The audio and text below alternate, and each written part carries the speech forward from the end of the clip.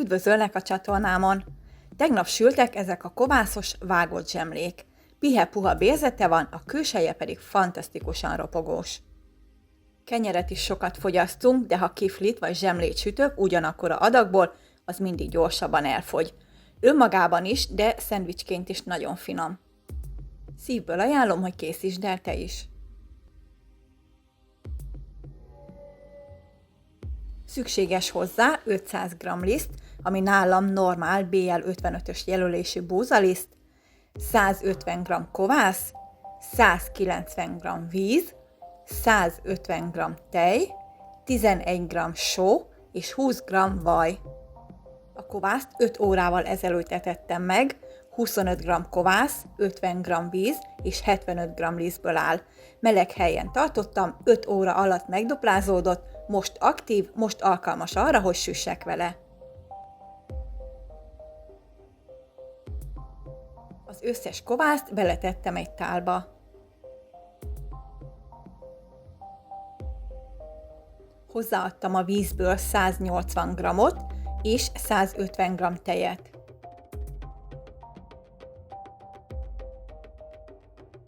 A kovászt szétoszlattam benne egy kicsit.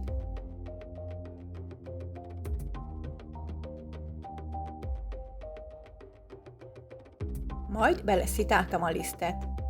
A szitálással átszellőztetjük, a lisztszemcséi közé oxigén kerül, és a kész tészta is levegősebb, lágyabb lesz. Az egészet alaposan összedolgoztam.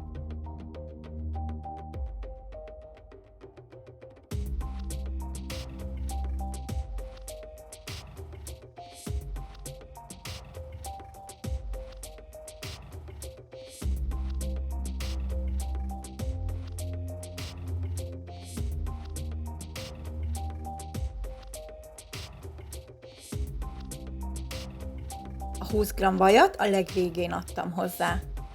Én normál finom lisztet használtam, ehhez igazítottam a folyadék mennyiségét. Minden lisztnek más a vízfelvevő képessége. Ha kenyérlisztet vagy bármilyen magasabb fehérje tartalmú lisztet használsz, akkor azok több folyadékot is igényelhetnek. Amikor a tészta összeállt, letakartam és 30 percig pihentettem. Ez idő alatt a liszt magába szívta a folyadékot, és a kovász is elkezdett már dolgozni. Ekkor adtam hozzá a 11 g sót és a maradék 10 g vizet. A víz egy kicsit feloldotta a sót, így könnyebb volt belegyúrni a tésztába. Ha úgy látod, hogy az általad használt liszt több folyadékot igényel, ekkor még adhatsz hozzá.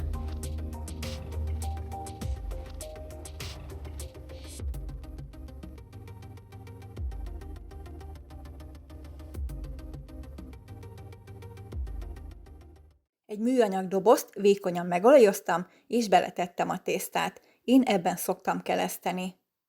Míg az élesztős tészták esetében a kelesztési idő általában 1 óra, a kovásznak ettől sokkal több idő kell. 5-6, de akár 7-8 óra is lehet, attól függően, hogy hány fokos hőmérséklet veszi körül. A kelesztés első 2 órájában 3-szor hajtogattam a tésztát.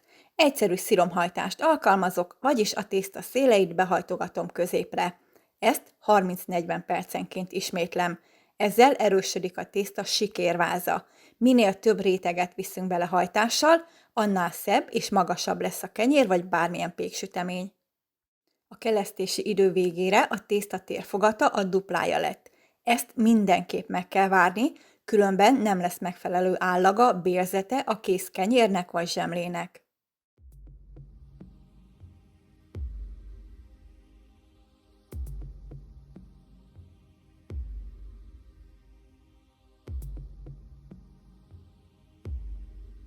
Utána 8 részre osztottam a tésztát. Én mindig lemérem mérleggel is, hogy egyforma legyen mindegyik darab.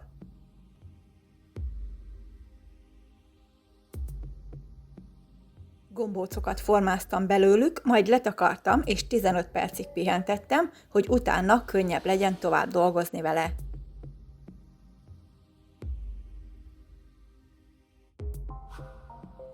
Kézzel szétnyomkodtam a tésztát, majd feltekertem.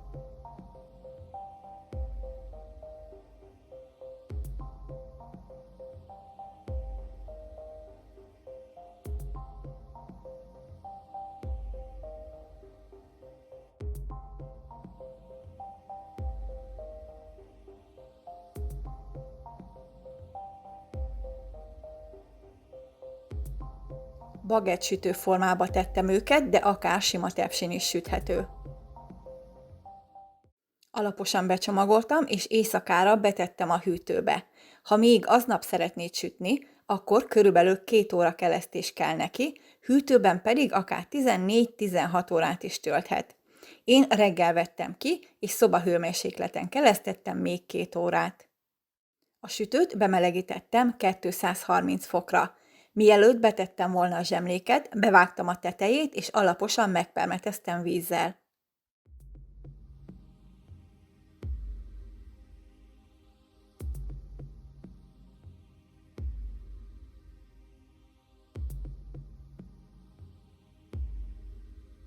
...230 fokon sült 5 percig, utána kivettem, ismét végigmetszettem a vágás mentén, és lespricceltem vízzel.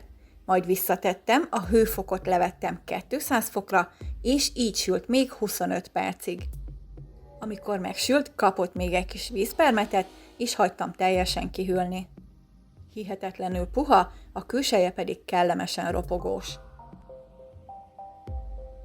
Ha tetszik, kérlek ajándékozz meg egy lájkkal. Ha kommentelsz vagy feliratkozol, szintén nagy örömöt okozol nekem.